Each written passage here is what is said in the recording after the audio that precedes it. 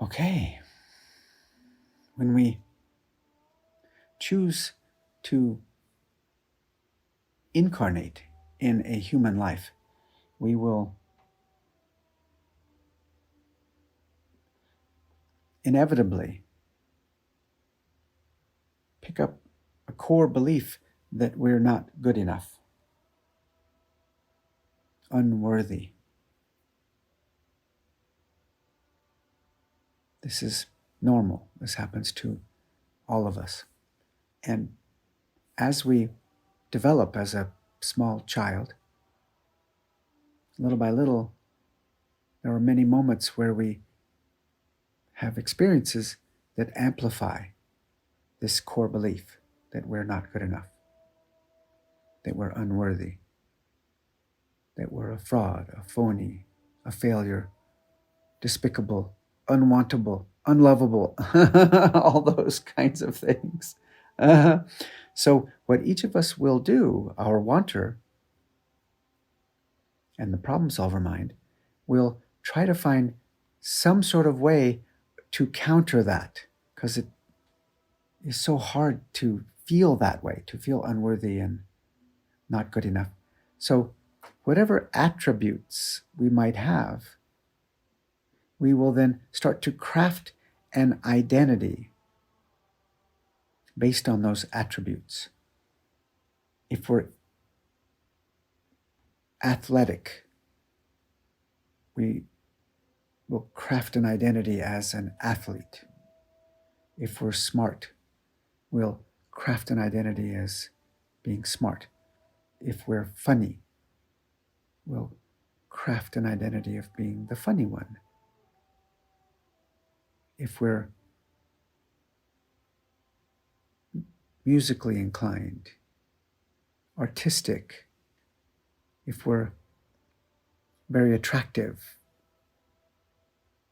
we'll craft an identity around that. If we're not able to identify with any of those, we might craft one where we're the anti-identity. Sometimes in schools, this is referred to as goth. The ones that rebel against all of the identities create their own sort of anti-identity, which is still an identity. Then within each of those, we craft something to at least have some sort of something that we identify with to counter the core belief that I'm unworthy, that I'm not good enough. And as we go through the life, what we then notice is we will try to, amplify that and make it really stable and dependable and reliable, that then we can feel good about ourselves when we do well in our sport, or do well at the concert, or make a piece of art that people praise, or write a poem, or be wanted by all the boys because we're pretty and we get the attention, we get the love. Whatever that identity is, eventually in our journey,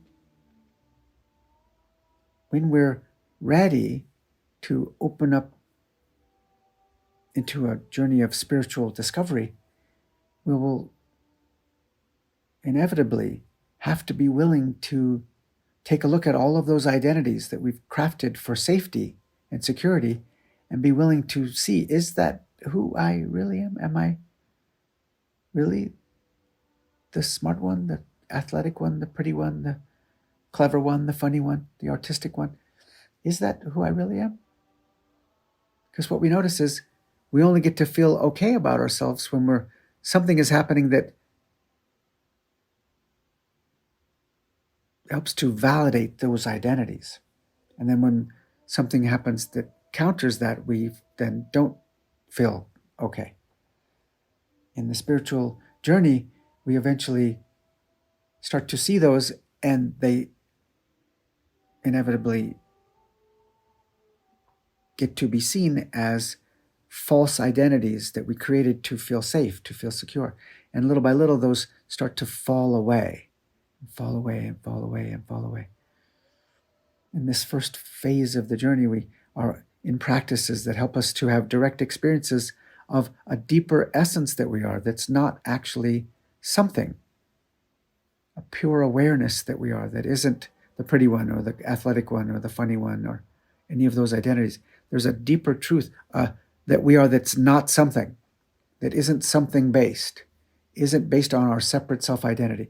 It's just pure awareness, pure consciousness that's inherently peaceful and calm and at ease and doesn't need approval, doesn't need external validation. Now, this isn't all there is to the spiritual awakening journey, in my view. Some spiritual lineages would say that the whole key to happiness is to rest back into that not something you are, that awareness that you are, and just see the world as an illusion. Don't be seduced by the world. That's all an illusion. If you enter back in there, you're going to get recaptured, and so you need to stay detached from the world and just label the world as an illusion. Otherwise, you'll get pulled back into the suffering of the separate self-identity. In my view, I refer to that as spiritual bypassing. The more full journey, in my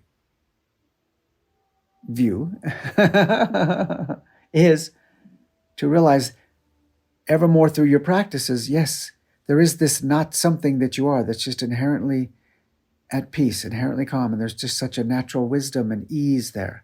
Now, the more you're available to that, then what inevitably, if you stay with your practice, what will be then discovered is that this no thing that you are is actually what everything is an expression of.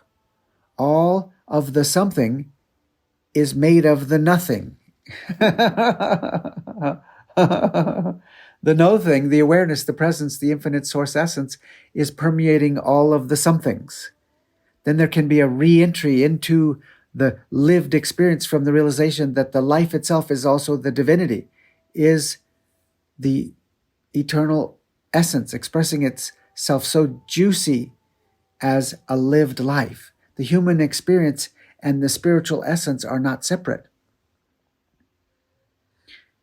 Our humanness is also the divinity. We can then re-enter into all of the lived experiences from the perspective that this too is also source, expressing as a lived life.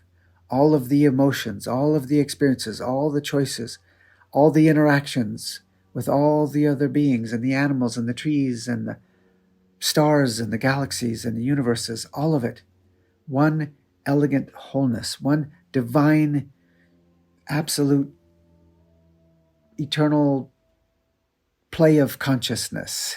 All of it, one elegant wholeness. We can then re-enter completely into the life and enjoy the divine play of our human experience, realizing that all of it is and always has been the majesty of existence.